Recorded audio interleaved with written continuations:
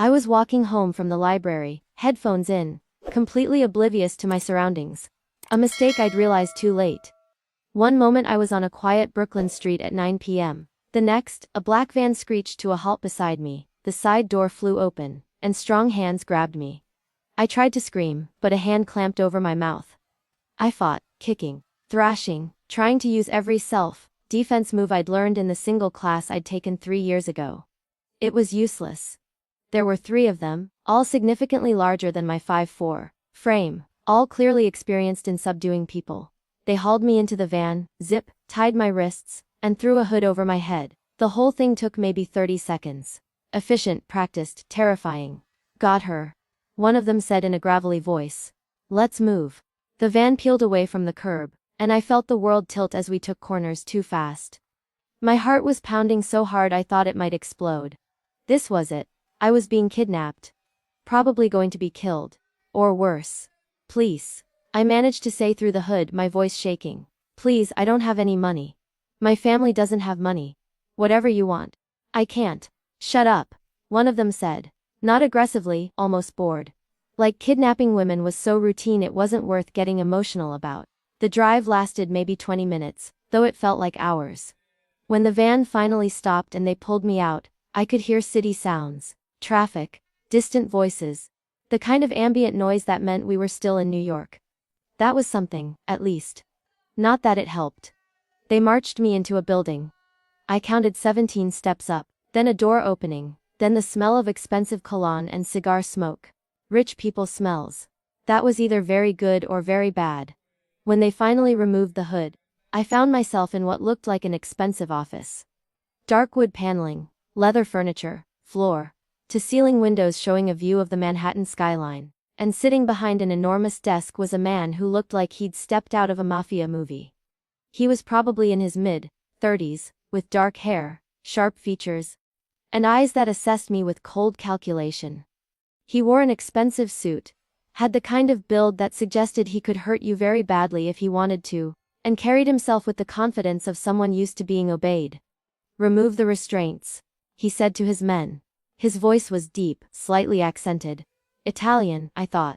They cut the zip ties, and I immediately rubbed my wrists where they'd bitten into my skin. My hands were shaking. Actually, all of me was shaking. Sit. The man said, gesturing to a chair across from his desk. I'd rather stand? That wasn't a request. I sat. Survival instinct told me that defying him right now was a bad idea.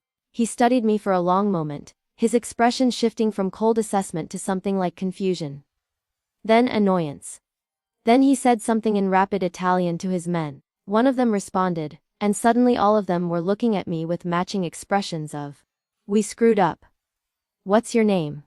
The man behind the desk asked. "Why does that matter if you're going to kill me anyway?" "I'm not going to kill you." "Your name?" "Olivia. Olivia Chen. Olivia Chen." He said it slowly, like he was testing how it sounded. Then he swore, colorfully, in Italian. I didn't understand all the words, but the tone was unmistakable. "You have a twin sister." It wasn't a question, but I answered anyway. "Yes. Sophie, how did you?" Because we were supposed to grab Sophie Chen, not Olivia Chen. Which means my men are idiots who grabbed the wrong twin. He glared at the 3 men who'd kidnapped me. "How did you not verify you had the right girl?" "Boss, they're identical," one of them said defensively. "Same face, same height, same hair. We confirmed the target was at that location. Except the target wasn't there, her sister was. And now we have the wrong woman." He turned his attention back to me. "Where is your sister?" "I don't know." "Why do you want her?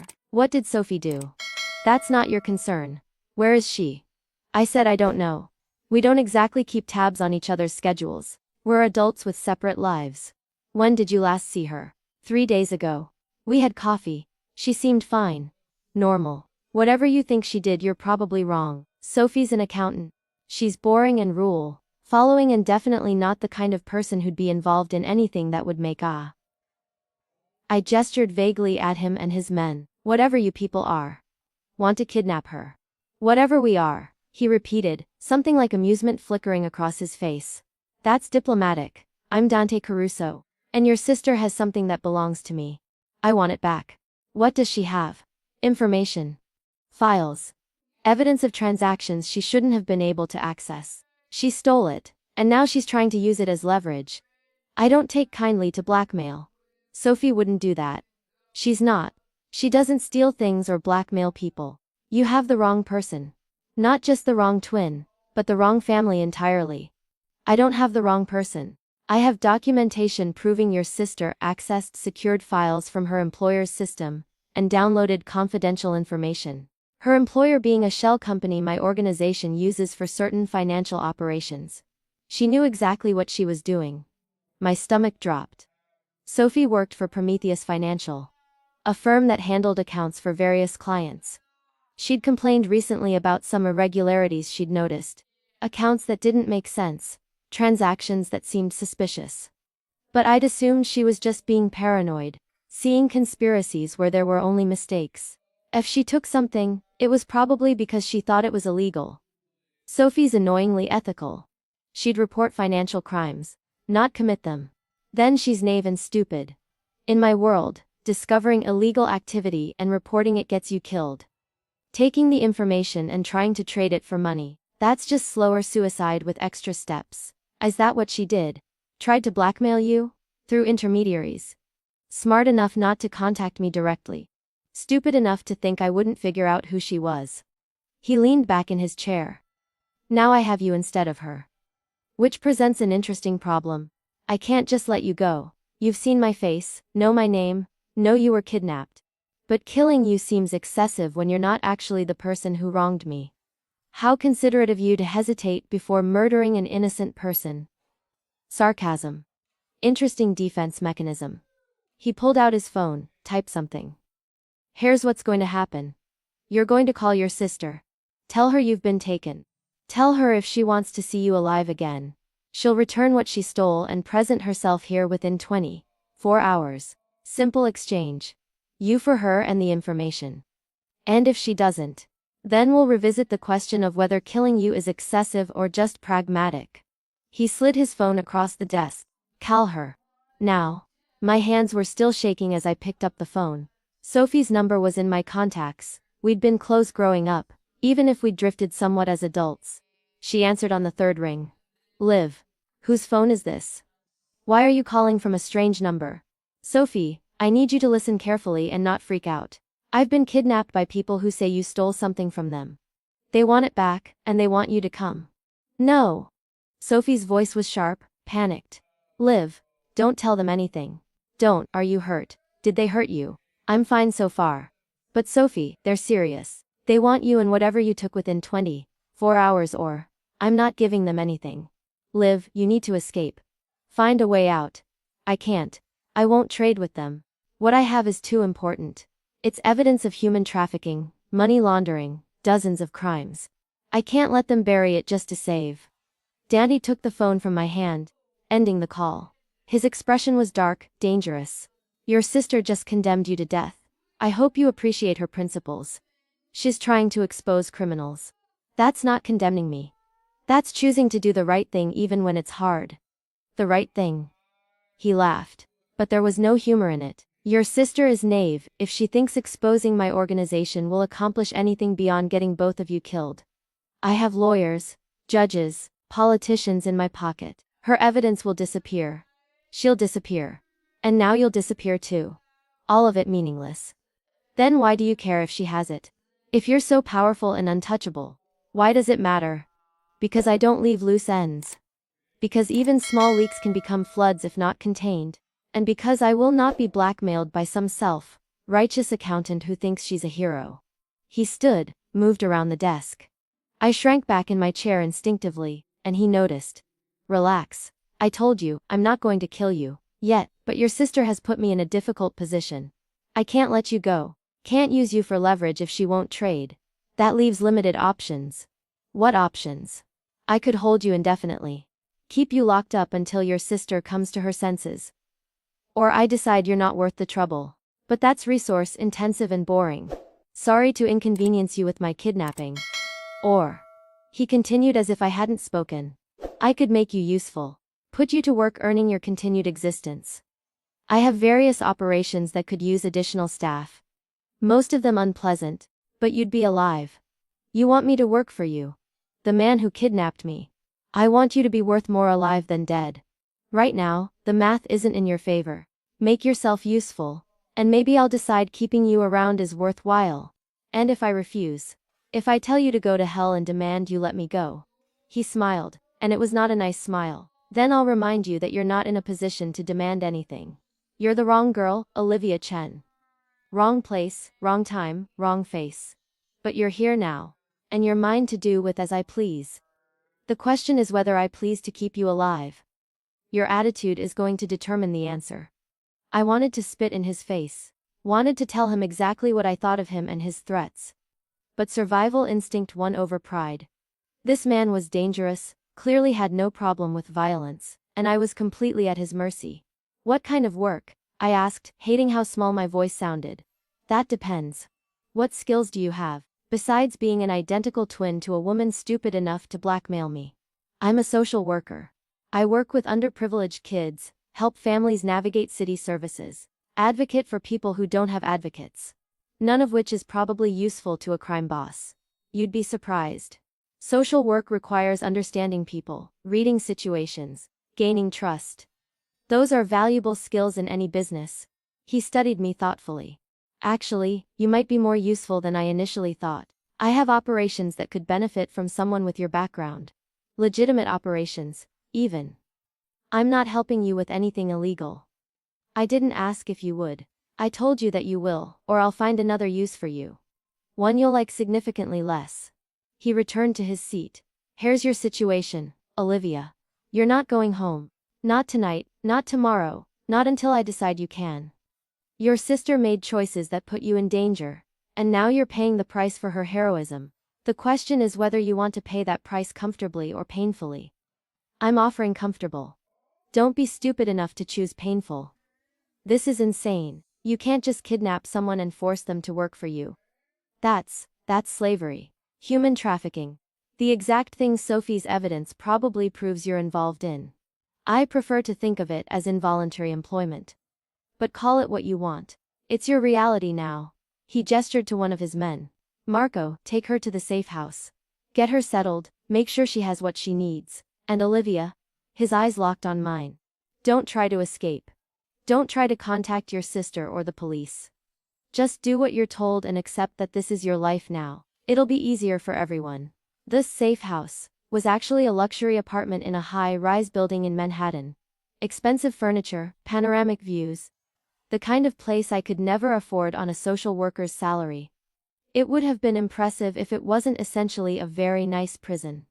Marco, the man who'd driven me here, was surprisingly polite despite being my captor. He showed me around the apartment, explained that the fridge was stocked, that I should make myself comfortable. The door locks from the outside, he explained. Don't try to leave without permission. There are security cameras, and someone's always watching. If you need anything, use the intercom. Someone will respond. What if I need to not be kidnapped? Can I request that? I'd recommend adjusting your attitude before the boss decides you're too much trouble. But he said it almost kindly, like he was giving genuine advice. He doesn't make empty threats. If he says he'll make your life difficult, he means it. After Marco left, I explored my gilded cage. 2 bedrooms, 2 bathrooms, a full kitchen, a living room with floor-to-ceiling windows. Everything was clean, modern, clearly maintained. This wasn't a temporary holding space. This was where Dante kept people long-term. I tried the door. Locked, as promised. Tried the windows. They didn't open, probably for exactly this reason. My phone was gone. They'd taken it in the van.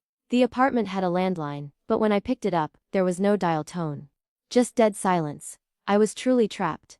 That first night, I barely slept. Every noise made me jump, convinced someone was coming to hurt me. But no one came. The apartment remained silent except for the ambient sounds of the city below. The next morning, food appeared. I heard a key in the lock, and by the time I got to the door, it was locked again. But there was a tray on the entry table, breakfast, coffee, orange juice. All fresh, still hot. Someone had brought it while I was in the bathroom. I stared at the food, trying to decide if eating it meant accepting my situation. But I was hungry, and starving myself seemed stupid, so I ate. Around noon, the intercom crackled. Ms. Chen, Mr. Caruso will see you in an hour. Please be ready. Someone will collect you. I considered refusing. Considered barricading myself in the bathroom and forcing them to drag me out. But that seemed pointless, and would only make things worse. So when Marco appeared at the apartment an hour later, I went with him quietly. Dante was in the same office where I'd been brought yesterday. He looked up from his computer when I entered, gestured to the same chair. You look tired. Did you sleep? Not really. Kidnapping victims tend to have insomnia. Funny how that works. Sarcasm again. You use it like armor. He closed his laptop. I've been thinking about what to do with you. Your sister still hasn't responded to my attempts to contact her, which suggests she's gone into hiding. That makes you effectively worthless as leverage. Good. Let me go then. I said worthless as leverage. Not worthless entirely. He stood, moved to the windows. I run several businesses, Olivia. Some legal, some less so. One of my legitimate operations is a network of community centers in underserved neighborhoods. We provide after-school programs, job training, family services. It's good for community relations and serves as excellent cover for less savory activities. You're using charity work as a front for crime. How noble. I prefer to think of it as multitasking. But here's the interesting part. The community centers actually do help people. Genuinely. I employ social workers, teachers, counselors, real professionals doing real work. And I need another social worker. Someone who knows the city systems, understands the communities we serve, can manage cases effectively. You want me to work at your fake charity. I want you to work at my real charity that also happens to serve operational purposes. The work you'd be doing is legitimate. Helping families, advocating for kids, exactly what you were doing before. The only difference is your employer is morally questionable. The difference is I'd be doing it under duress. That's not the same as choosing to help people. Intent matters less than results. Whether you're helping families because you want to or because I'm forcing you to, the families are still being helped. That's what matters. To you, maybe. To me, intent is everything. Doing good work for bad reasons corrupts the work itself. That's remarkably naive for someone in your position. But I don't care about your philosophical objections. You'll work at the community center in Brooklyn starting Monday. Marco will drive you there each morning, pick you up each evening. You'll do the job, do it well, and maybe I'll eventually decide you've earned some freedom. And if I refuse, if I sabotage the work or tell people I'm being held against my will, then you'll discover that I have very creative ways of making people cooperate. I'd rather not use them. They're messy and I dislike unnecessary violence. But I will if necessary. Don't be necessary, Olivia. I wanted to keep fighting. Wanted to tell him to go to hell. But looking at his cold, certain expression, I knew he meant every word. He would hurt me if I didn't cooperate. And maybe worse than hurt me. Fine. I'll work at your community center. But this doesn't make us partners or allies.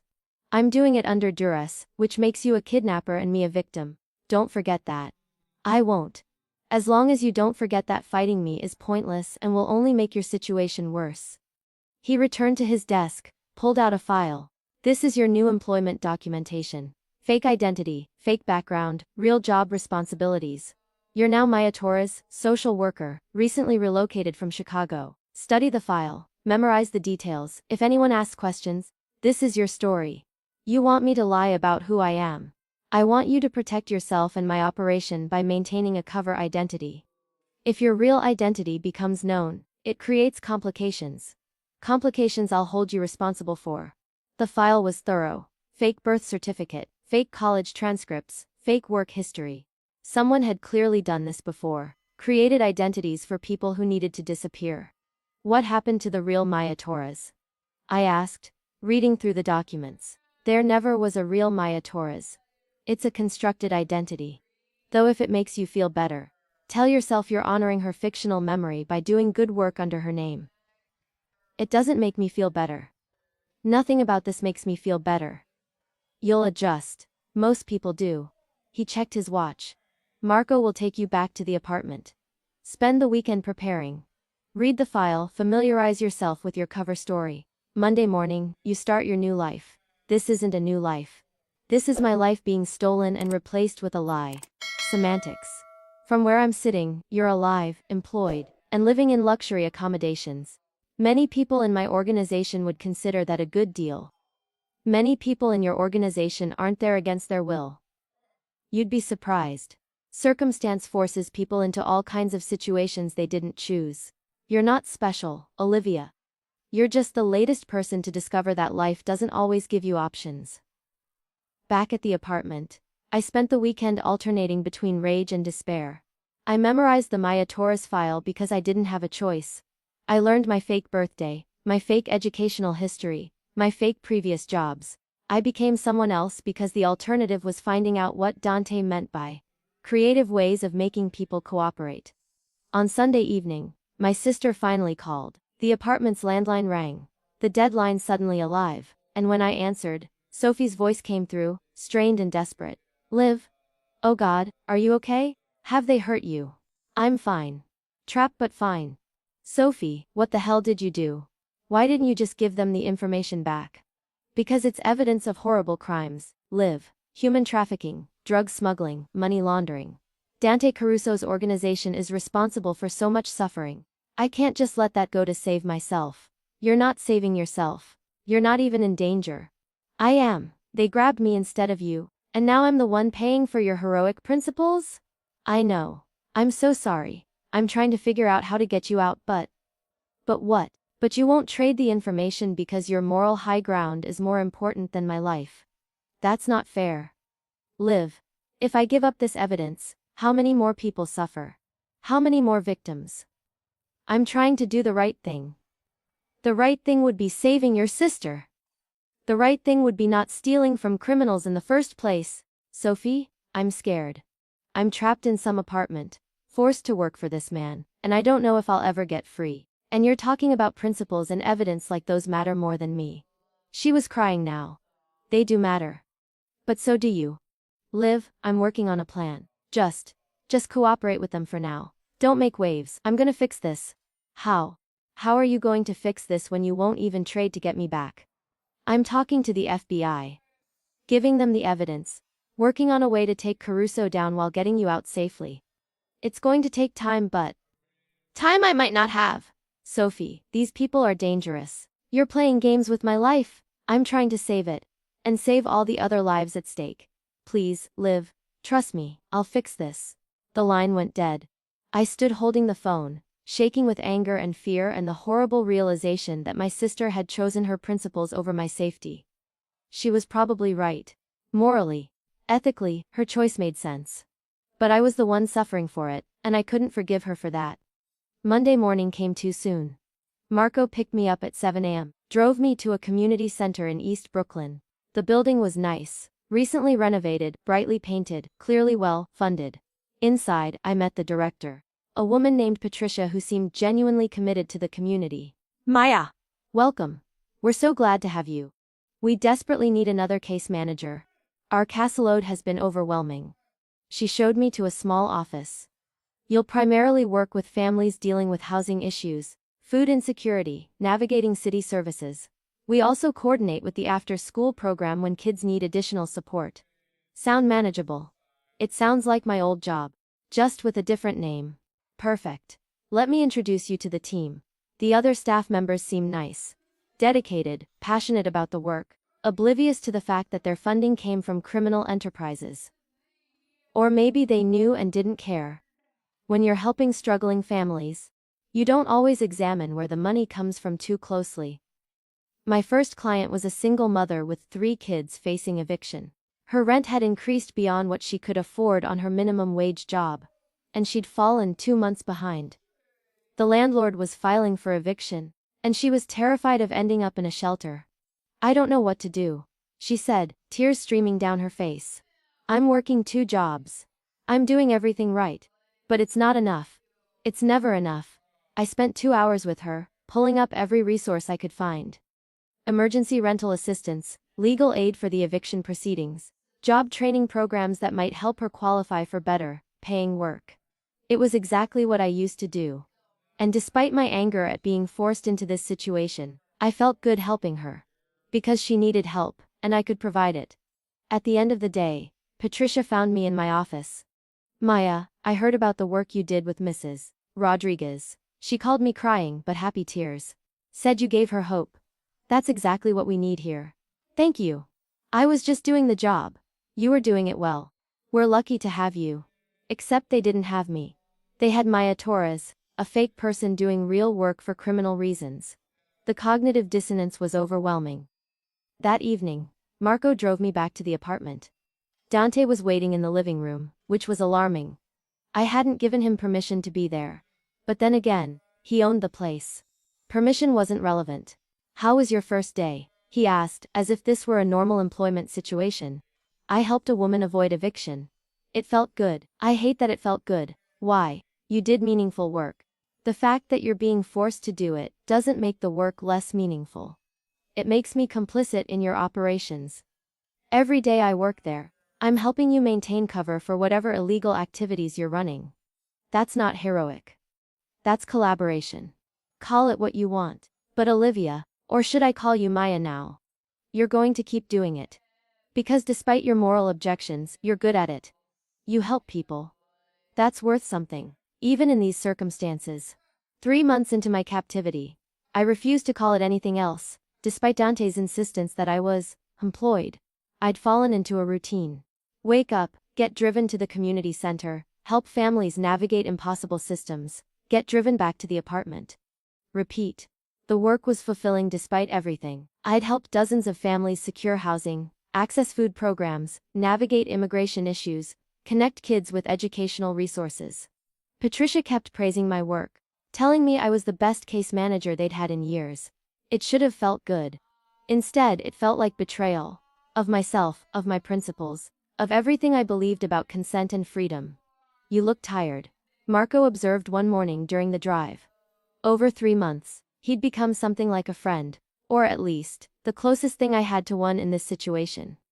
Trouble sleeping. I'm a prisoner doing forced labor. Sleep doesn't come easily. You're helping people. That's something to be proud of. I'd be prouder if I were doing it by choice. As it is, every family I help is just me collaborating with criminals. How is that something to celebrate? Because the families don't care why you're helping them. They just care that someone finally is. Mrs. Rodriguez. The woman you helped avoid eviction on your first day. She brought her kids to the center last week just to thank you. Said you saved their lives. Does your moral purity matter more than their gratitude? That's not fair. It's completely fair. You're so focused on being a victim that you're ignoring the actual good you're doing. Yeah, your situation sucks. But you're making other people's situations better. That counts for something. I wanted to argue, but he was right. My righteous anger about being forced to work was valid, but it didn't negate the real help I was providing.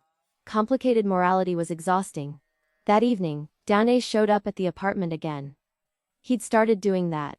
Appearing unannounced, checking in, asking about my work. It felt like supervision, which it probably was, but it also felt like something else. Like he was genuinely interested in what I was doing. Patricia says you've exceeded expectations. He said, settling onto the couch like he lived there. Nendi, 8% success rate on your cases. That's remarkable. I'm good at my job. That hasn't changed just because you kidnapped me. I prefer recruited. But semantics aside, your work is valuable. More valuable than I anticipated. I'm expanding your role. You can't expand my role. I'm already working full time against my will. There's no expansion possible. I'm opening a second community center in the Bronx. I want you to train the staff there, set up their case management systems, ensure they're operating at the same level of effectiveness as Brooklyn. It's a promotion. It's not a promotion when I didn't ask for it and can't refuse it. It's just more forced labor with a fancier title. You're impossible to please. I'm offering you more responsibility, more impact, better resources. Most people would be grateful. Most people aren't being held captive by a crime boss. Yet you benefit from it. You're living in luxury, doing meaningful work, making a difference in people's lives. Your captivity is remarkably comfortable, Olivia. Stop calling it comfortable. A gilded cage is still a cage. I don't have freedom. I don't have autonomy. I don't have choices. That's not comfort, that's control. He was quiet for a long moment, studying me with an expression I couldn't read. You're right, it is control. And I apologize for that, genuinely. You were collateral damage in a situation with your sister. You didn't deserve this. The apology caught me off guard. Then let me go. If you're actually sorry, give me my freedom back. I can't. Your sister is still out there with my information. Still working with the FBI to build a case against me. If I release you, you become a witness. You know too much about my operations now. The community centers, the funding structures, even just seeing my face. I can't risk that. So I'm trapped forever. Until what? You die. Go to prison. What's my endgame here? I don't know yet. But Olivia, I'm trying to make your imprisonment as bearable as possible. The work you're doing is real. The impact is real. That has to count for something. It counts for you feeling less guilty about kidnapping me. It doesn't change my situation. He stood, moved toward the door, then paused. For what it's worth, I respect your anger. You're not like most people in my world. You haven't accepted this, haven't normalized it. You're still fighting, even if it's just with words. That's admirable. After he left, I sat on the couch trying to process the conversation. He'd apologized. Actually apologized. Most kidnappers probably didn't do that. And there'd been something in his expression. Guilt, maybe, or regret. Like he actually felt bad about what he'd done. Not bad enough to let me go, but bad enough to notice I was suffering. The next morning, Sophie called again. These calls had become weekly. Her updating me on her FBI cooperation, me venting my rage at her for putting me in this situation. They're building a case, she said excitedly. Solid evidence, multiple charges. They think they can take down Caruso's entire operation within 6 months. And then you'll be free, Liv. You'll be safe. 6 months. Sophie, I've already been here 3 months. You're asking me to endure another 6 of captivity because of your choices. I'm asking you to hold on while I fix this. Liv, I'm so sorry. If I could trade places with you, I would. But giving up the evidence accomplishes nothing except letting him continue hurting people. He's not hurting me. That's what's so twisted about this. I'm comfortable, doing meaningful work, treated well. My captivity is so pleasant it's hard to remember I'm a prisoner. That's Stockholm Syndrome. Don't let him manipulate you into thinking this situation is acceptable. I'm not. I know it's not acceptable. But Sophie, he apologized yesterday. Actually said he was sorry for putting me in this situation. What kind of kidnapper apologizes? The kind trying to manipulate you into complacency. Liv, don't fall for it. He's a criminal. Whatever kindness he shows is strategic, not genuine. Was it? I wasn't sure anymore. Dante's apology had seemed real. His interest in my work seemed real. The guilt in his expression when I called my situation what it was, captivity, that had seemed real too. Just, hurry with your FBI case, please. I want my life back. I'm trying. I promise. Just hold on a little longer. The expansion to the Bronx Community Center happened 2 weeks later. I spent 3 days training the new staff, setting up systems, ensuring they understood the resources available. It was exhausting but satisfying. Like building something meaningful from scratch. On the 3rd day, Dante showed up at the Bronx Center. I was in the middle of a training session, explaining intake procedures, when he walked in with his usual entourage. The staff immediately tensed. Clearly, they knew who he was and what he represented. Mr. Caruso, Patricia, who'd come to help with training, said nervously. We weren't expecting you. I wanted to see the new facility and observe Maya's training methods. Continue as you were. So I continued training, hyper-aware of his presence in the back of the room. He watched silently, taking notes on his phone, his expression unreadable. When the session ended and the trainees dispersed, he approached me. You're a natural teacher. The staff respects you, trusts you. That's valuable. It's just doing my job. A job you're forcing me to do. A job you're excelling at. There's a difference between doing work under duress and doing it with genuine commitment. You're showing the latter. Because the families deserve my best effort, even if you don't. Fair. But Olivia, I want to discuss your situation. Your sister's FBI case is progressing. Eventually, it'll come to a head, arrests, trials, all of it. When that happens, your position becomes untenable. You'll be a witness, potentially valuable to prosecutors. I need to decide what to do with you before that moment arrives. My heart started racing. What does that mean? Are you threatening me? No. I'm telling you we need to have a conversation about your future. About what happens when this situation resolves itself. Come to my office tomorrow evening. We'll talk options. He left before I could respond, leaving me terrified about what talk options meant. Was he planning to kill me before I could testify? Move me somewhere remote where I couldn't be found? What? That night, I barely slept. Marco noticed my anxiety during the drive the next morning. Boss told you about the meeting. He told me we need to discuss options. That sounds like mob code for we're going to kill you. If he wanted you dead, you'd already be dead. Boss doesn't do cryptic warnings, he's efficient. If he's asking for a meeting, he actually wants to discuss something. That doesn't make me feel better.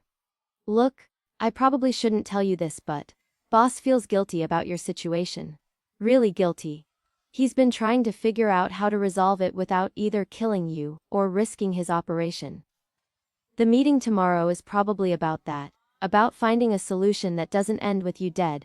Probably doesn't end with me dead. How reassuring. It's the best I can offer. But Olivia, go into that meeting with an open mind. Boss isn't the monster you think he is. He's complicated, yeah, but he's not cruel. He's been treating you well because he actually regrets how this played out. The next evening, Marco drove me to Dante's office. The same room where I'd been brought 3 months ago, where this nightmare had started. Dante was waiting, looking uncharacteristically nervous. Sit, please. He gestured to the chair. I want to discuss your long-term situation. My long-term captivity, you mean? Your long-term employment and living arrangements. Olivia, I've been thinking about this extensively. Your sister's case is going to reach a conclusion, probably within 3 to 6 months. When that happens, I'll likely be facing charges, possibly arrest. My operations will be disrupted, at minimum, and you'll be free. So you're letting me go when you get arrested? Not exactly. Because even if I'm arrested, my organization continues. My associates, my businesses, they don't disappear just because I'm in custody. And you'll still be a witness who knows too much. Someone in my organization might decide you're a liability worth eliminating.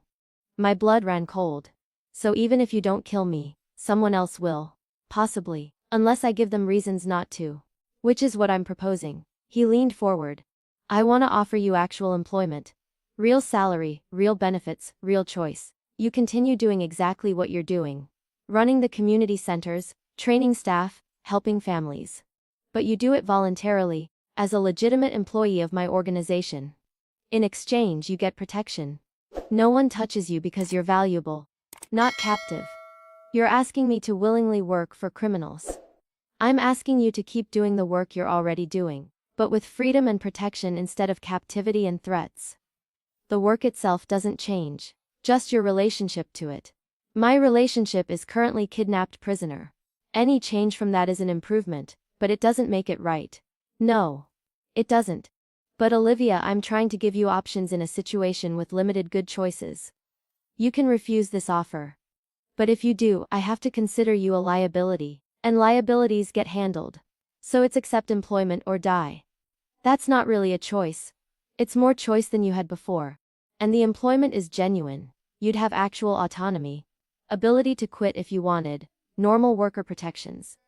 I'm not offering continued captivity with better marketing. I'm offering freedom within realistic constraints. I wanted to refuse on principle. Wanted to tell him that working for criminals voluntarily was even worse than being forced. But Marco's words echoed. If he wanted you dead, you'd already be dead. Dante was offering me a way out that didn't end with my death. That had to count for something. I need time to think about it. You have 48 hours. Then I need an answer. He stood. And Olivia, I hope you say yes. Not because I need you. I can find other social workers. But because you're good at this work, and the communities you serve would suffer without you. That matters more than our complicated situation. I spent the next 48 hours agonizing over the decision. On one hand, accepting Dante's offer meant willingly collaborating with criminals. Everything I'd spent 3 months resenting.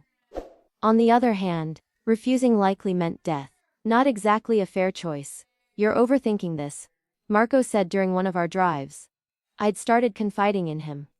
He was the closest thing I had to a friend in this bizarre situation. The work you'd be doing is the same work you're already doing. The only difference is you'd be choosing it. Choosing under threat of death isn't really choosing. It's more choice than you had before. And Liv, be honest, would you actually quit if you could? Walk away from the families you're helping. He had a point. Over 3 months, I'd become invested in my cases. Mrs. Rodriguez and her kids, the immigrant family I'd helped navigate legal services, the teenager I'd connected with a scholarship program. I cared about them.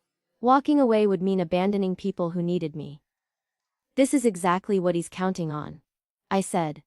That I'm too invested to leave even if he gives me the option. He's manipulating my compassion. Or he's recognizing that you're genuinely good at this, and offering you a way to keep doing it without being a prisoner. Not everything is manipulation, Liv. On the evening of the deadline, I met with Dante in his office. He looked tense, like my answer actually mattered to him. I'll take the job, I said before he could speak. But I have conditions. I'm listening. First, I want actual freedom. Not supervised trips between apartment and work. I want to be able to go where I want, when I want. No tracking, no guards, no surveillance. I can agree to that, with one caveat: you don't contact law enforcement or your sister. Those restrictions remain for everyone's safety. Fine. Second condition. I want a real salary. Market rate for my experience level, not whatever token amount you were planning to pay me. And I want it in legal, taxable income. I'm not becoming complicit in money laundering. Agreed. You'll be paid through the legitimate business structure, fully legal employment. Third condition. If I decide this isn't working, I can quit. Real quit, not quit and then get killed quit. You let me leave, give me protection if needed, and we go our separate ways. He was quiet for a long moment. That's the condition I can't fully agree to. If you quit, you're still a liability. Someone who knows about my operations, who could testify against me. I can promise I won't hurt you. But I can't control what others in my organization might do. The best protection I can offer is continued employment. So I'm still trapped. Just with nicer packaging. You're protected as long as you're valuable. That's the reality of this world. I wish I could offer you complete freedom, but I can't. Not without risking both of us. I hated that his answer made sense. Hated that I understood the logic. Hated that I was about to voluntarily enter into employment with a criminal organization because the alternatives were worse. Fine. I accept. But Dante, this doesn't make us friends. It doesn't absolve you of kidnapping me. I'm doing this because I have no better options, not because I forgive you. I understand. And for what it's worth, I am sorry. Truly. You were collateral damage in a situation that wasn't your fault, and I regret that. Sorry doesn't give me back 3 months of freedom. But I'll take the job. Because the work matters. Even if the employer is morally bankrupt. Over the next few weeks, my situation transformed. The locks came off the apartment. It became my actual home rather than my prison. I got my phone back, reconnected with friends, started rebuilding the parts of my life that had disappeared. Marco stopped supervising my movements. I could go anywhere. Do anything, as long as I didn't contact law enforcement or Sophie. The freedom was intoxicating. I'd forgotten how good it felt to walk down a street without someone watching. To make choices about my own time, to just exist without constant surveillance. The work itself became more fulfilling now that it was voluntary. I threw myself into expanding the programs, training new staff, connecting with the communities we served. Patricia promoted me to program director. A real promotion this time. With actual authority and decision-making power. You've transformed these centers. She told me during a review meeting. The success rates have doubled since you started. You're making a real difference. It's a good team. Everyone's committed. But you're the one who brought it together. Maya, I know you came from Chicago under difficult circumstances. But whatever brought you here, I'm glad it did. These communities need people like you. I smiled, accepting the praise while hating the lie underneath it. Maya Torres didn't exist. She was a fiction created by criminals. But the work she did, that was real. The families she helped were real. That had to count for something. 4 months after accepting the job, Sophie finally made contact. I was at my apartment when my phone rang. Her number, the first time we'd spoken since that call 3 months ago. Liv. Oh God, I've been so worried. Are you okay? I tried calling your old number but it was disconnected, and I didn't know how to reach you. I'm fine. The number changed when my situation changed. Sophie, I need you to know, I'm working for them now, voluntarily. I accepted a job with Caruso's organization. Silence. Then, what? Liv, no, you can't. That's collaboration. That's survival. They gave me a choice between accepting employment or being killed as a liability. I chose living. You don't get to judge that. But working for them voluntarily. Live. You're helping them maintain cover for their illegal operations. You're complicit now. I'm helping families access resources and services. That's what I'm doing. The fact that it also benefits criminals doesn't change the good I'm accomplishing. The good doesn't erase the bad. You're working for human traffickers. Live. How can you live with that? How can you live with letting me be kidnapped? Because your principles were more important than my safety. We've both made compromises, Sophie. Mine just involved staying alive. The FBI is close to making arrests. When they do, you'll be called as a witness. Will you testify? Or has Caruso bought your loyalty with a job and an apartment? I'll testify if I have to. But Sophie, understand something. I'm not doing this because I agree with him. I'm doing it because I have no better options. You put me in this situation. You chose evidence over family. This is the consequence of your choice. That's not fair. It's completely fair. You decided I was acceptable collateral damage in your crusade against organized crime. Now I'm dealing with the fallout. Don't expect me to apologize for surviving it the best way I could. I hung up before she could respond, shaking with anger. Sophie wanted me to be her moral compass, to validate her choices by suffering nobly for her principles. But I wasn't going to do that. I'd found a way to survive that also did real good in the world. That had to be enough. That evening, Dante showed up at my apartment. A rare occurrence now that I had actual freedom. He looked troubled. Your sister called you. How do you know that? Because I monitor communications for security reasons. Don't worry. I'm not listening to your conversations. Just tracking who contacts you and when. Your sister is a risk. She's not going to expose me. Whatever else she is, Sophie's not vindictive. I'm less worried about her exposing you than about her trying to use you as leverage again. The FBI case is progressing. Arrests are likely within weeks. When that happens, both you and your sister become high-value witnesses.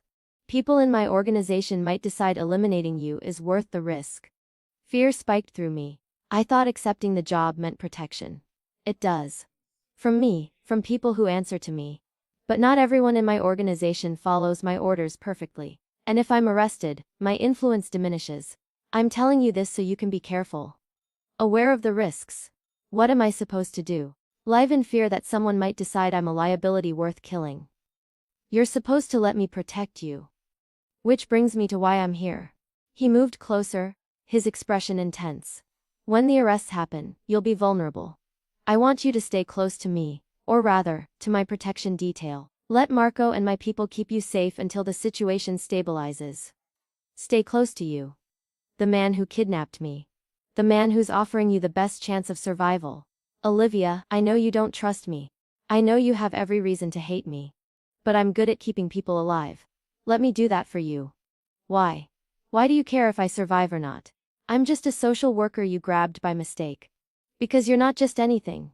You're... He stopped, seeming to struggle with words. You've become important. To the centers, to the communities, to the work we're doing. And to me, if I'm being honest. I don't want you hurt because of choices I made. Important to you. That's terrifying, considering you're a criminal who kidnaps people. It should be. But it's also your best protection. People don't harm what I value. And I value you, your work, your integrity, your refusal to accept this situation passively. That's worth protecting. This is insane. I've developed some kind of Stockholm syndrome where my kidnapper caring about me is supposed to be comforting. Call it what you want. But when the FBI makes their move, promise me you'll let me protect you. Let Marco stay close, follow security protocols. Promise me, Olivia. There was something desperate in his voice, something that went beyond strategic concern for an asset. He actually cared. Somehow, impossibly, this criminal who'd stolen my freedom had developed genuine feelings for me, I promise. But Dante, this doesn't change what you did. Caring about me now doesn't erase kidnapping me. I know. But maybe it means something that I'm trying to make amends the only way I know how. The FBI raids happened 2 weeks later. I was at the Brooklyn Community Center when Marco burst in, urgent and tense. We need to leave. Now, FBI's hitting multiple locations. Boss wants you secured immediately. Secured where? Safe house. Different from before, this one's actually secure, not just comfortable. Come on, we don't have time to argue. I grabbed my things and followed him to the car. As we drove, I could see the chaos. FBI vehicles everywhere, agents executing search warrants, people being led out of buildings in handcuffs. Is Dante being arrested? Probably. Boss knew it was coming. He's prepared. But you're not. You're a loose end someone might try to tie up permanently. That's why we're moving you. The safe house was actually a compound in upstate New York. Gated, guarded, the kind of place designed to keep both people in and threats out. Inside, I found several other people. Associates of Dante's, I assumed. All being protected from the FBI operation. For 3 days we waited. No news, no contact, just armed guards and locked doors. On day 4, Marco finally brought information. Boss was arrested. Multiple charges, racketeering, money laundering, conspiracy. He's being held without bail. The trial will probably take months. What happens to me? To us? Boss left instructions. You're under protection until the trial concludes and we know who's cooperating with prosecutors. After that, we'll see. But for now, you stay here where it's safe. I'm a prisoner again. You're protected. There's a difference. 6 weeks into lockdown at the compound, I was going crazy. The place was comfortable. Nice rooms, good food, even a library and gym. But it was still captivity, still guards at every door, still no freedom to come and go. How much longer? I asked Marco during one of his daily check-ins. The trial hasn't even started yet. You can't keep me here indefinitely. Boss's orders were to keep you safe until the situation stabilizes. That hasn't happened yet. 3 people connected to the organization have been killed. Cooperating witnesses, presumably. You're too valuable to risk. Valuable to whom? Dante's in prison. Why does his protection still matter? Because his organization is still operational. His second in command is running things, following boss's instructions. And one of those instructions is keeping you alive and secure. 2 days later, everything changed. Marco appeared at my room looking shaken. Boss wants to see you. At the prison. He's arranged a meeting. Why? What does he want? He didn't say. Just that it was important and you needed to come today. I'll drive you. The prison was grim. Concrete and steel. Nothing like Dante's comfortable world. They processed me through security, took everything except my ID, and led me to a visiting room divided by thick glass. Dante was already sitting on the other side, wearing an orange jumpsuit that looked wrong on him. Too institutional, too diminished. He looked thinner than I remembered. Tired. But when he saw me, his expression brightened with genuine relief. Olivia, thank you for coming. Did I have a choice? Probably not. But thank you anyway. He picked up the phone on his side of the glass, and I did the same. How are you? Marco says you're going crazy at the compound. I've gone from one prison to another. How do you think I am? Fair. I'm sorry. I know you're tired of being locked up. But Olivia, the situation is worse than you know. The FBI has 3 cooperating witnesses. One of them is naming you as someone with knowledge of operations. They're going to subpoena you to testify. My stomach dropped. Testify about what? I don't know anything about your illegal operations. I just ran community centers. You know about the funding structure. About how money flowed through the programs. About associates you met, conversations you overheard. They'll try to use you to establish patterns and connections. And once you're identified as a witness, people in my organization who are still free might decide you're too dangerous to leave alive. So I'm dead either way. If I testify, your people kill me. If I don't testify, I go to prison for contempt. Perfect, not dead, protected. But Olivia, I need to know, if you're forced to testify, what will you say? Will you cooperate with prosecutors or refuse to answer questions?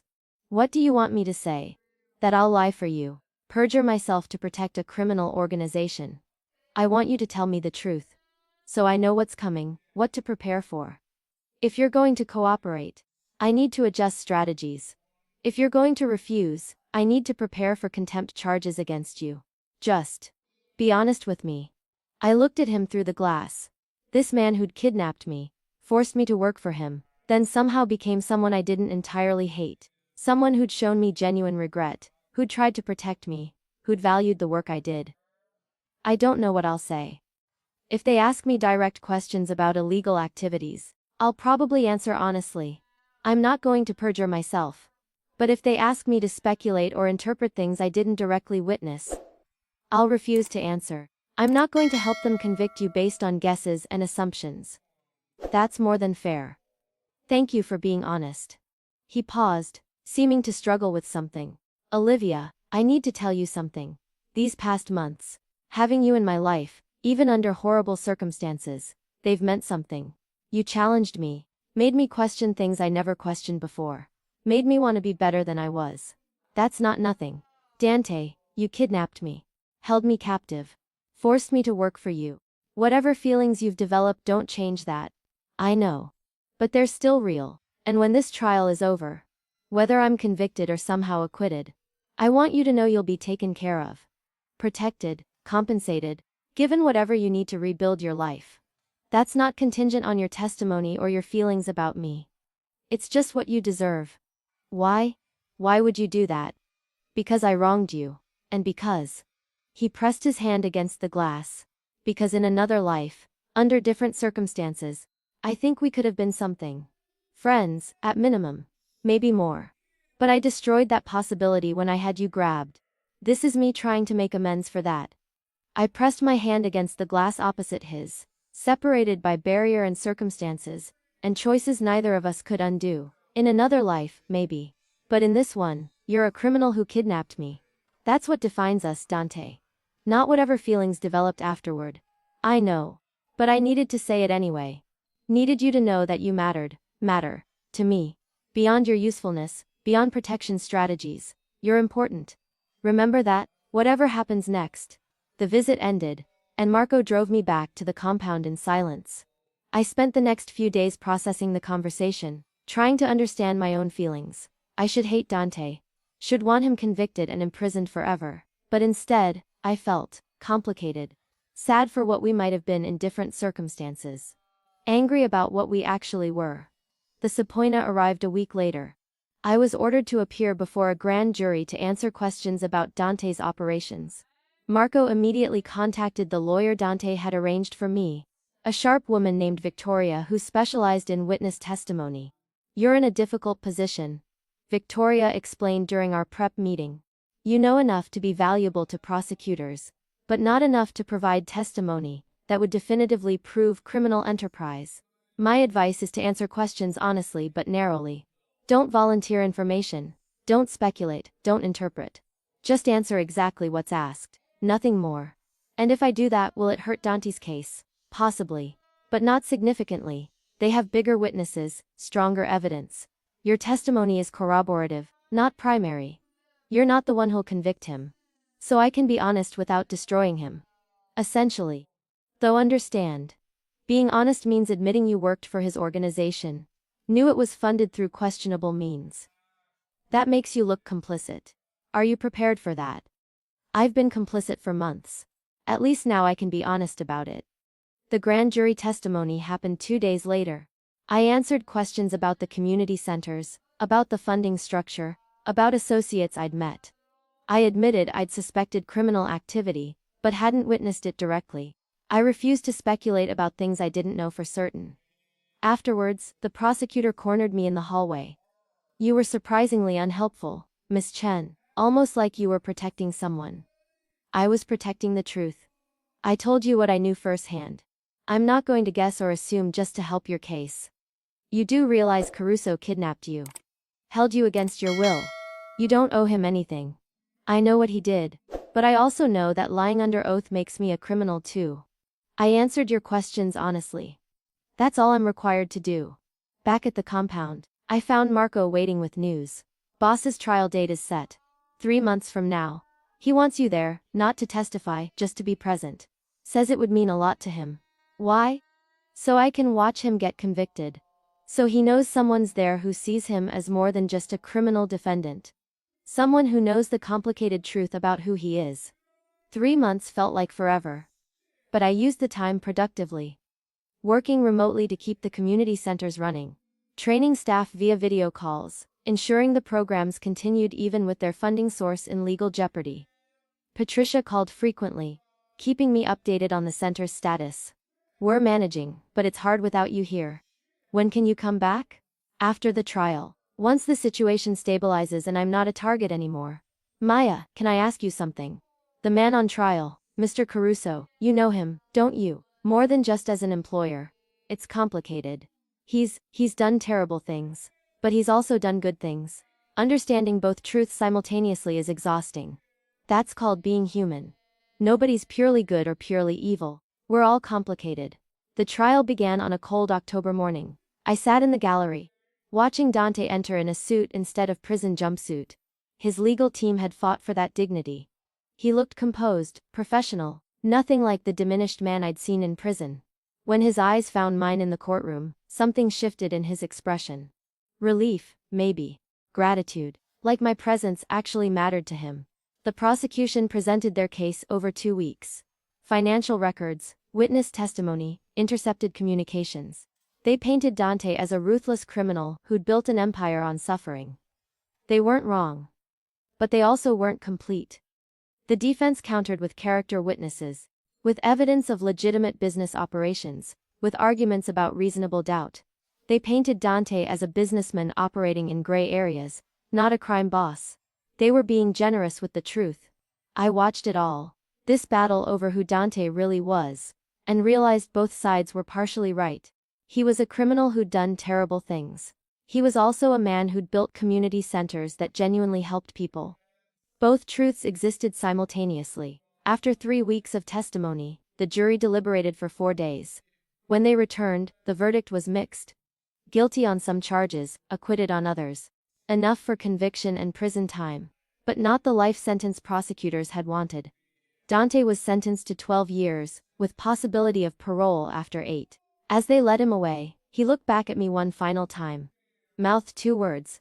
Thank you. I nodded, accepting the gratitude even if I wasn't sure I deserved it.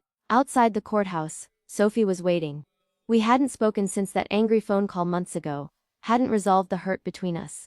Liv, I saw you inside. You came to his trial. I did. He asked me to be there.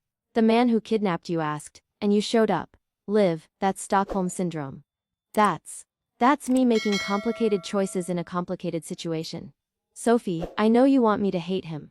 Want me to be a perfect victim who suffered nobly and emerged with my principles intact. But life isn't that simple. He kidnapped me, yes. But he also showed me genuine regret, protected me, valued the work I did. I can acknowledge all of that without excusing what he did to me. So you forgive him? I don't know if I forgive him. But I understand him. And I understand that people are more than their worst actions. That's not Stockholm Syndrome. That's just truth. Sophie looked like she wanted to argue but didn't.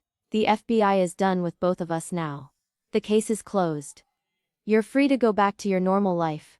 I don't know what my normal life is anymore. The work I was doing, it was good work, important work. I think I'll keep doing it, even if the funding source is tainted. You're going to keep working for his organization. I'm going to keep helping families who need help. The organization is just the structure. The families, they're what matters. I walked away from Sophie, from the courthouse, from the whole complicated mess. Marco was waiting with the car. Boss wanted me to give you this. He handed me an envelope. Instructions for the future. Your future, specifically. Inside was a letter from Dante, handwritten in surprisingly elegant script. Olivia. By the time you read this, I'll be in prison for the foreseeable future. I can't undo what I did to you. The kidnapping, the captivity, the impossible choices I forced on you. But I can try to make your future better than your past. The community centers are yours. Full control, full authority. The funding is being restructured through legitimate channels. Still sufficient, no longer criminal. You can run them however you see fit. Help as many families as you want. Build the kind of programs you believe in. I've also arranged for financial compensation beyond your salary. An account in your name with enough money to give you security and choices. You can refuse it if it feels like blood money. But I hope you'll accept it as what it is. An attempt to give you back some of what I took. Thank you for seeing me as more than just a criminal. Thank you for the work you did, the impact you made. Thank you for being at the trial. It meant more than you know. Be safe. Be happy. Build something beautiful with the freedom you've reclaimed. 5 years after Dante's conviction. The community centers had grown beyond anything I'd imagined. What started as 2 locations in Brooklyn and the Bronx had expanded to 6 facilities across New York, serving thousands of families. I'd built something real. Something meaningful. Something that helped people regardless of where the initial funding had come from. M's. Torres! A teenager I'd helped get into college stopped me outside the Brooklyn Center. I wanted to tell you. I got accepted to Columbia! Full scholarship! None of this would have happened without your help. You did this, Maria. You worked hard, stayed focused. I just helped you navigate the process. You believed in me when no one else did. That's what made the difference. After she left, Patricia found me in my office. She'd become more than my colleague over the years. She was my friend, my confidant, one of the few people who knew the truth about Maya Torres. You're changing lives, she said. Every day, every family. That has to feel good. It does. But sometimes I wonder, am I doing good work despite how it started, or because of it? Does it matter that this whole life was built on kidnapping and coercion? It matters what you do with it now. You took something terrible and transformed it into something beautiful. That's redemption live. For you, for the organization, maybe even for Dante. Dante. I hadn't seen him since the sentencing 5 years ago. But we'd corresponded. Letters exchanged through Marco. Carefully worded to avoid anything that might implicate either of us in remaining criminal activity. He wrote about prison life, about programs he was participating in, about his regret for choices that had led him there. I wrote about the centers, about families we'd helped, about the impact his funding had enabled before everything fell apart. I never wrote about my feelings. They were too complicated, too contradictory to put into words. 8 years into his sentence, Dante became eligible for parole. Marco called me with the news, asking if I'd be willing to speak at his hearing. Why would they want to hear from me? I'm his kidnapping victim. Exactly. You're the person he wronged most directly. If you can speak to his character, to his genuine regret and attempts to make amends, that carries weight. I don't know if I can do that. Stand up and vouch for the man who held me captive. I'm not asking you to vouch for his past actions. I'm asking you to speak truth about who he became after. About the remorse, the restitution, the attempts to be better. That's worth something. I spent 2 weeks deciding before finally agreeing. The parole hearing was in a small room at the prison. Dante sitting at a table in prison blues, looking older than his years. 43 now, with gray at his temples that hadn't been there before. When they called me to speak, I stood and faced the parole board. 8 years ago, Dante Caruso's men kidnapped me by mistake. They were looking for my twin sister, grabbed me instead, and he decided to keep me rather than admit the error. For 3 months, I was held against my will, forced to work for his organization. It was traumatic, violating, and wrong. Dante's expression was pained but accepting. He'd known this was part of my testimony. But after those first 3 months, he gave me a choice. Continue working voluntarily or face consequences. I chose to work because the alternative was death. And over the following months, something strange happened. The work I was doing, helping families, running community programs, became genuinely meaningful. I stopped being just a captive and became someone who cared about the impact I was making. When Dante was arrested, he could have abandoned me. Let me fend for myself, face potential retaliation from his organization alone. Instead, he protected me. Arranged security, legal support, financial stability. And when he was sentenced, he transferred full control of the community centers to me. Gave me the resources to continue the work without criminal funding. I don't forgive him for kidnapping me. That's not something I can forgive. But I acknowledge that he showed genuine remorse, made real attempts at restitution, and tried to be better than his worst actions. The community centers serve over 5,000 families now. That's his legacy, built on my work but funded by his resources. That has to count for something. The parole board asked me questions about whether I feared Dante, whether I believed he'd be dangerous if released, whether his remorse seemed genuine. I answered honestly. He'd terrified me initially. But over time, he'd shown himself to be more than just a criminal, someone capable of regret, of growth, of recognizing his wrongs. 3 weeks later, Marco called with the news. He got parole. He'll be released in 60 days. My reaction was complicated. Relief that he wouldn't spend another 4 years in prison. Anxiety about what his release meant for me. Uncertainty about whether we'd have any relationship going forward. The day of his release, I stood outside the prison watching him walk out into freedom. He looked disoriented. 8 years inside would do that. But when he saw me waiting, his expression transformed. Olivia, you came. I wanted to see if you'd actually changed, or if prison just taught you to perform remorse convincingly. Fair question. I guess time will tell. He moved closer, cautious. Thank you for speaking at the hearing. What you said, it made a difference. I told the truth. That's all. The truth was generous, considering what I did to you. Not many people would have shown that grace. We stood there awkwardly. Two people connected by trauma and complicated history, unsure how to relate now that the power dynamic had shifted. What happens now? I ask. What are your plans? Rebuild my life. Legally, this time. I've spent 8 years thinking about what I want to be when I'm finally free. The answer isn't crime boss. He smiled slightly. I was thinking maybe consulting. Helping organizations transition from gray market to legitimate operations. Using my experience to keep others from making my mistakes. That's surprisingly thoughtful. I had a lot of time to think. And Olivia, I know we can't just pick up where we left off. Can't pretend 8 years of prison and trauma don't exist between us. But I'd like to try something new. Start fresh. If you're willing. Just coffee, conversation. Two people figuring out if there's anything worth building between them. I don't know if I can do that. See you as anything but the man who kidnapped me. Then let me earn something different. Let me show you I'm more than my worst choice. If after 6 months of coffee and conversation you still only see the kidnapper, I'll accept that. But give me the chance to be something else. I thought about the letters we'd exchanged. The community centers he'd funded, then transferred to me. The protection he'd arranged even from prison. The genuine remorse in his voice at the parole hearing. Maybe people could change. Maybe redemption was possible even for kidnappers. Coffee. Once a week. We talk about neutral things, the centers, your reentry, plans for the future. Nothing personal, nothing romantic. Just two people who share complicated history trying to find some kind of peace with it. I'll take it. Thank you, Olivia. Over the next 6 months, we met for coffee weekly. Talked about his adjustment to freedom, about the center's growth, about families we'd both known. Him from funding, me from direct service. Slowly, cautiously, we built something that resembled friendship. You're different. I observed during one of our meetings. Less dangerous, more thoughtful. Prison changed you. Prison humbled me. Made me face what I'd become, what I'd done. I had 8 years to think about every choice, every consequence. Can't hide from yourself in a cell. He paused. Did you ever forgive your sister?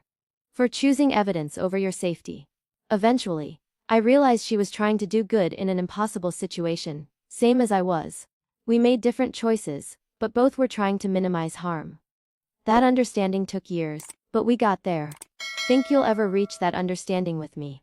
I don't know. What you did was more direct, more violent. But Danta, I understand you better now. Understand the impossible position you thought you were in, the limited options you saw. That doesn't excuse it, but it contextualizes it. Maybe that's enough. 2 years after his release, Dante had built a successful consulting business. He worked with organizations trying to go legitimate, helped them navigate legal complexities, provided strategic advice. It was profitable, legal, and genuinely helpful. He'd become the person he'd claimed he wanted to be. I'm proud of you. I told him over dinner. Our meetings had graduated from coffee to actual meals. You rebuilt your life into something good. That's not easy. I had good examples. You took trauma and transformed it into meaningful work. If you could do that, I figured I could at least try. He reached across the table, took my hand.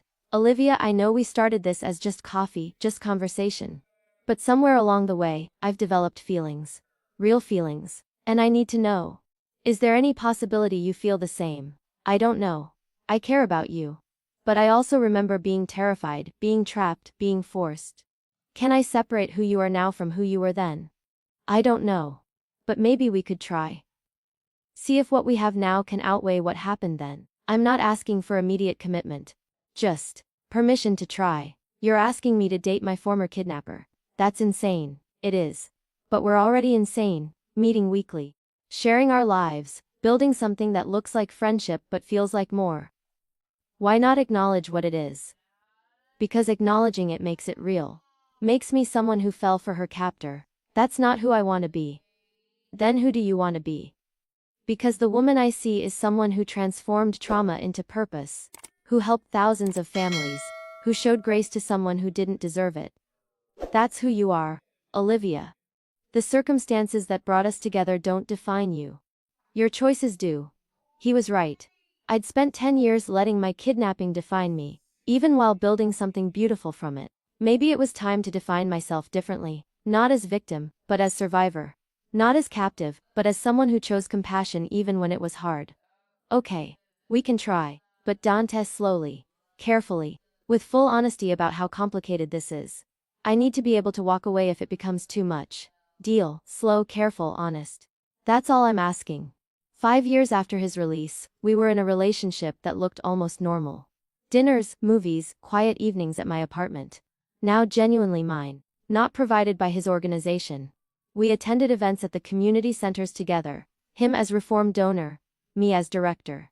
People who knew our history thought we were crazy. Maybe we were. Do you regret it? Danny asked one evening. We were at his apartment, modest, nothing like the luxury of his criminal days, cooking dinner together. Giving me a chance, letting this become something. Sometimes. When I remember being scared, being trapped. But then I look at what we've built, individually and together. And I think maybe redemption is possible. Maybe people can change. Maybe love can grow even in impossible circumstances. I don't deserve your forgiveness. Probably not. But I'm giving it anyway. Not because you earned it, but because holding on to anger forever is exhausting. I'd rather build something new than keep carrying something old. That's remarkably wise for someone who's been through what you've been through. I learned it from the families I work with. They face impossible situations every day, poverty, trauma, systems that fail them. But they keep trying, keep hoping, keep building better futures despite terrible pasts. If they can do it, so can I. So can we. 10 years after the kidnapping, 15 years after we'd first met, Dante proposed. Not with grand gestures. We'd had enough drama. Just quiet, honest, in the apartment where we'd learned to be ourselves with each other. I know this is unconventional. I know our history is complicated. But Olivia, I love you. I've loved you since before I understood what that meant. Will you marry me? You're asking me to marry my kidnapper. Do you understand how insane that sounds? Completely. But I'm not that person anymore. Neither are you. We're two people who found each other in the worst circumstances and built something beautiful anyway. Isn't that worth celebrating? Yes, it is. And yes, I'll marry you. But Danta, we're never keeping secrets from each other. No hidden operations, no omissions, no protecting me from information. Full honesty, full partnership. That's non-negotiable. Agreed. You get all of me, past, present, future. The good and the terrible. That's the deal. The wedding was small. Family, close friends, people from the community centers. Patricia cried through the entire ceremony. Marco gave a speech about second chances and redemption that made everyone emotional. And when Dante and I exchanged vows, they were honest about our complicated beginning and hopeful about our chosen future. I promise to never take your freedom for granted. To honor the choice you made to love me despite everything. To be worthy of your grace. And to spend every day trying to be better than I was. My vows were equally honest. I promise to remember who we were while celebrating who we've become. To acknowledge the past without being trapped by it. To build a future based on choice, not coercion. And to keep believing that people can change, can grow, can love despite impossible odds. 20 years after the kidnapping, we'd built a life neither of us could have imagined. The community centers served over 15,000 families. Dante's consulting business had helped dozens of organizations transition to legitimate operations. We had a daughter, adopted, because some trauma doesn't erase, who knew our full story and loved us anyway. Do you regret anything? Our daughter asked one evening. She was 16, studying criminal justice, endlessly fascinated by her parents' unlikely love story. I regret the kidnapping, Dante said immediately. Wish I could undo that choice, spare your mother that trauma. But I don't regret where we ended up. This life, this family, it's worth every hard moment it took to get here. What about you, Mom? Do you regret staying? Giving him a chance? I regret the fear and captivity. But Emma, Sometimes the worst things lead to the best things. Your father and I. We shouldn't have worked. By every logical measure, we were impossible. But love isn't logical. Grace isn't logical. Redemption isn't logical. And somehow, impossibly, we built something real from something terrible. That's worth celebrating. Dante took my hand, squeezed gently. 20 years of choosing each other, of building something beautiful from broken pieces, of proving that people can change, that love can grow in impossible circumstances, that redemption is possible even for kidnappers and their victims. Thank you, he said quietly, for seeing who I could be instead of just who I was. For giving me the chance to become better. Thank you for becoming better. For doing the hard work of change. For proving that grace isn't wasted on people who genuinely try to earn it. Our daughter smiled.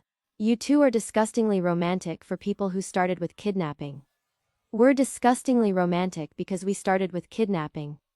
I corrected. We know how valuable this is. How easily it could have gone differently. That makes us appreciate what we have. 20 years.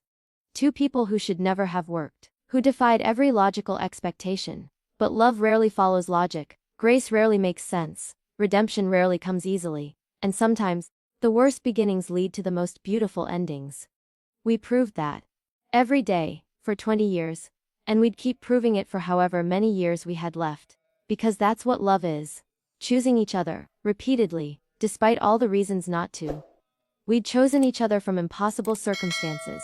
And we'd keep choosing each other forever. The end. But also the beginning. Always the beginning.